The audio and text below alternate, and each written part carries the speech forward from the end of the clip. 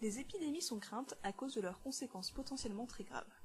Les maladies comme Ebola, Zika ou encore les différentes formes de grippe sont infectieuses et se répandent facilement, mais ne sont pas toujours épidémiques.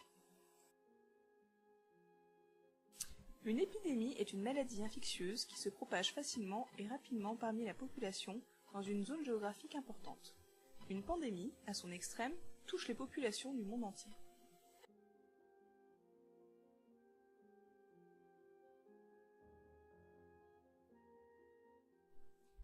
Les épidémies sont connues depuis des siècles.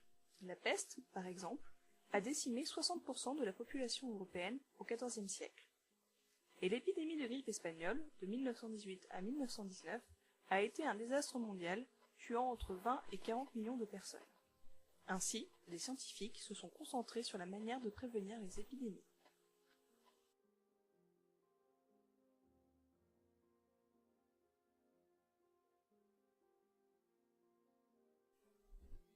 La vaccination a été inventée en 1796 par le docteur anglais Edward Jenner. Il développa le vaccin contre la variole en injectant dans le corps humain une version affaiblie de ce virus. Depuis la découverte de Jenner, de nombreux autres vaccins ont été développés et sont devenus les moyens les plus efficaces pour lutter contre les maladies infectieuses. Mais tous les vaccins ont des effets secondaires. Par exemple, le vaccin HPV contre le cancer du col de l'utérus peut provoquer des maux de tête et des nausées, mais les scientifiques n'ont pas trouvé d'effets secondaires graves.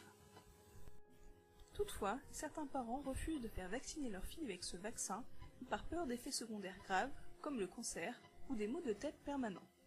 Les rumeurs à ce sujet se sont répandues rapidement sur les réseaux sociaux, ce qui illustre le conflit entre les scientifiques et le vécu des patients vis-à-vis des vaccins et de leurs effets secondaires.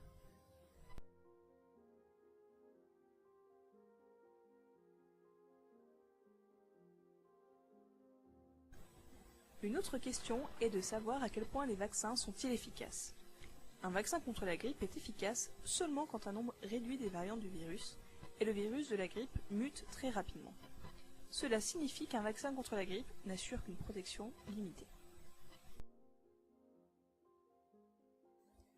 L'efficacité dépend également du nombre de personnes vaccinées au sein d'une population.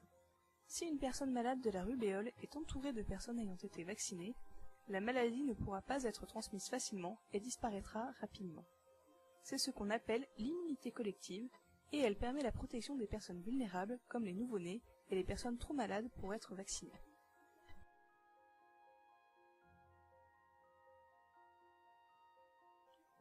Ceci nous emmène au fait de savoir si la vaccination doit être obligatoire. Les études réalisées par le projet européen A7 suggèrent que cette obligation n'aurait que des effets limités, et pourtant les autorités maintiennent la pression sur les populations. En France, un couple a été condamné à 2 mois de prison avec sursis pour avoir refusé de faire vacciner leur enfant contre la polio, le tétanos et la diphtérie. Ils ne refusaient pas le vaccin contre la polio qui était le seul vaccin obligatoire, mais celui-ci fait partie d'une combinaison vaccinale qui contient également les vaccins contre la diphtérie et le tétanos. Une des catégories de population pour laquelle la question de rendre la vaccination obligatoire se pose est le personnel de santé. En effet, ils risquent fortement de transmettre les virus aux malades dont le système immunitaire est déjà affaibli. Mais ils sont rarement vaccinés. Par exemple, en Irlande, seulement 18% des infirmières sont vaccinées contre la grippe, en dépit d'être un groupe à risque, et ceci mène à la question de savoir si le vaccin contre la grippe doit être rendu obligatoire pour les personnels de santé.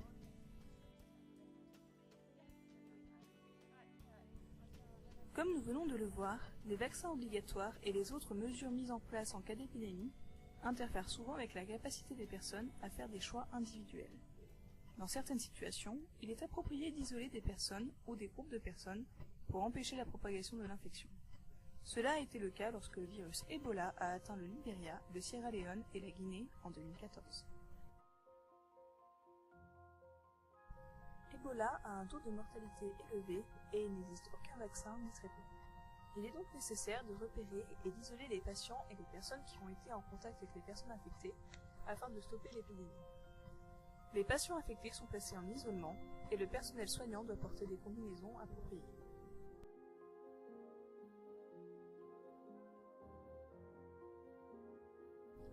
Juste après le pic épidémique d'Ebola, le passager d'un avion provenant du Libéria a introduit le virus à Lagos, au Nigeria. Cet incident a entraîné des contrôles renforcés aux frontières pour empêcher le virus Ebola de se propager davantage.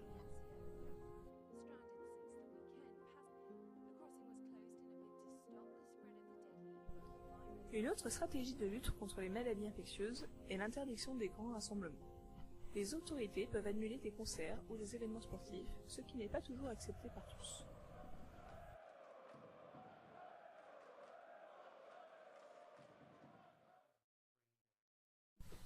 À travers le monde, les experts ont fortement incité l'Organisation mondiale de la santé à mettre la pression sur le comité organisateur des Jeux olympiques et sur le gouvernement brésilien pour que les Jeux soient déplacés dans un autre pays. Ils étaient inquiets de la propagation très rapide du virus Zika. L'OMS a pourtant émis un avis contraire et maintenu qu'il n'existait pas de menace sur la santé publique justifiant un changement dans l'organisation des Jeux. L'OMS a émis des recommandations pour la distribution des ressources restreintes devant suivre le principe de l'équité dans le cas d'une urgence épidémique. Ceci réfère à des pratiques qui sont justes mais pas égales. Il peut être nécessaire de prioriser certains groupes de population plutôt que d'autres. Par exemple, l'Organisation mondiale de la santé recommande de vacciner d'abord le personnel de santé, puisque le système de santé publique doit continuer à fonctionner normalement au cours d'une épidémie.